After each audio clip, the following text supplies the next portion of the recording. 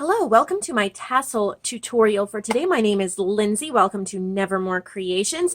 If you're new, please subscribe and stay a while. I do a lot of junk journal related flip-throughs and paper crafting tutorials, tips, tricks, and so on. So today we're going to be making a tassel, and this is a new way that I've come up with doing it. I did not see someone else do this. It does not mean someone else has not done it before. So first you're going to choose your ribbons, laces, strings, whatever you want that's going to coordinate with the journal you're making. This is for my Shabby Skulls. It's like a Halloween October daily journal that I am making, and so I have a lot of pastels and kind of shabby type trim. And I don't make them all exactly the same size. I kind of like a few different lengths, and you can always trim afterwards to make them if there's anything you want trimmed. So once you get all the ones you want, you fold it in half. And what I do is in the middle, if you can see this, I twist all of them together. And I twist it pretty tight. I just kind of manipulate it and work it with my fingers for a minute or two till I get a really solid twist. And then I let it, as I twist, I let it loop over on itself. And then that's the loop for the tassel. Instead of like a binder ring or something like that, I just actually use part of the tassel. Then I take a piece of something, whether it's, let me just grab a piece. I should have grabbed that. Here we go. A piece of twine, and I put that around and I tie it really tight. And then that makes the head of the tassel. It kind of kills two birds with one stone. You don't have to use a binder ring.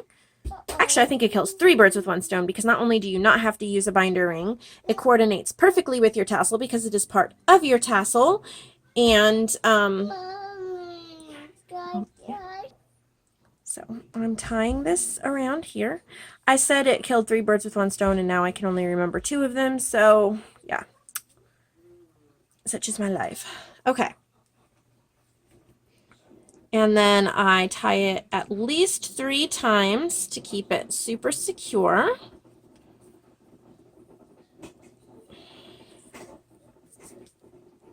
we go. That was 2. This is 3. And I'm going to do a 4th because this is a really chunky tassel and I don't want it to slip. Then I'm going to cut it off the extra. You could let the extra hang down. Totally up to you. And then I'm going to cover it with some pink ribbon, and this is optional. It's just how I want my tassel to look. I hope you can see all right. And so I'm just going to wrap this whole length of the ribbon very tightly around where I had tied the baker's twine.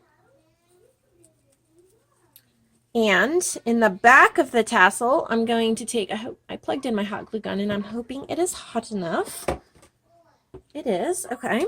I'm going to put a little bit of hot glue right here. This has already been wrapped around several times, so it's not going to slip. Once I glue that down, wait for the glue to dry. Trim off a little bit of the extra. Okay. Now, then I go to the bottom and I look at the length and I see if there's anything I want to trim off, and there isn't. I think this is a perfect length for what I'm looking for. Some are shorter, some are longer, but it's perfect for me. So the loop here, this is where I stick through whatever is holding it onto the journal, which here I just have a piece of pink ribbon, and then I'm going to tie that through an eyelet on the journal. Now you can stop here, or you can go ahead and add different beads, charms, and things like that. And when I construct my tassel, I add thin strings and things like that in there so that it's easy to tie on some beads. So I pulled some of these from my Goodwill jewelry haul because they had some pretty beads, and all I'm going to do is cut these so the beads come off. And I don't know if these have wide enough holes. They might be too small. Sorry if my head gets in the way here. I'm trying to see that little hole and thread this through. Oh, that's going to work perfectly. And then I just tie it on twice. Tie around it like so. So there's one of that type. Then here's this really pretty, it's almost a heart-shaped, I don't think it's focusing on it, but it's purple.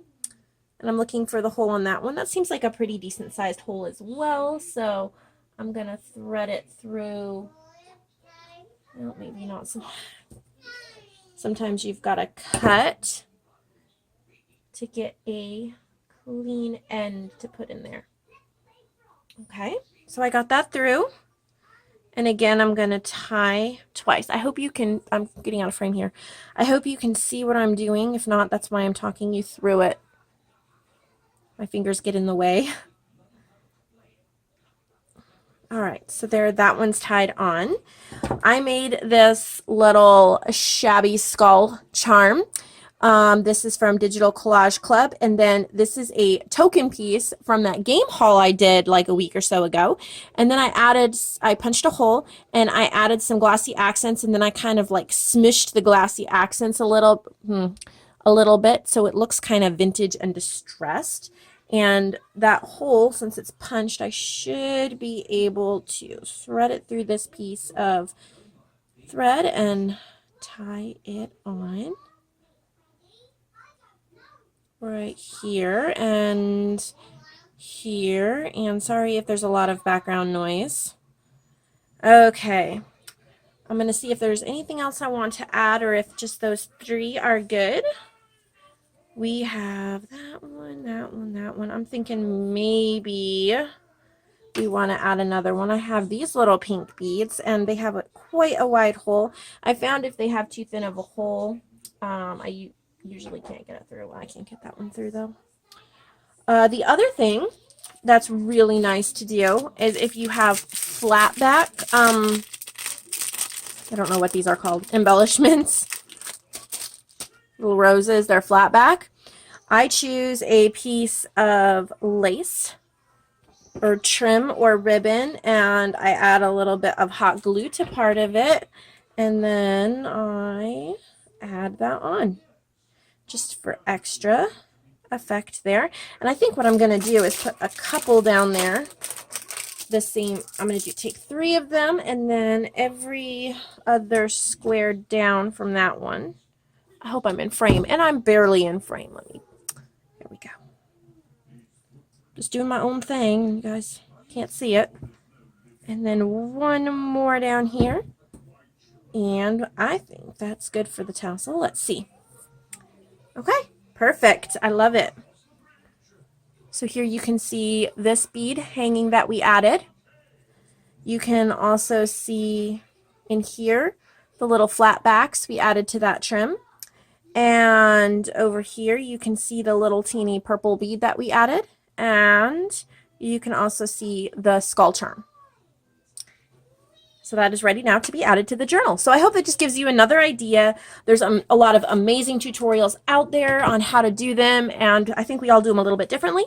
This is how I came up with a process, and I hope it is helpful for you and that you'll want to give it a try. So have a great day.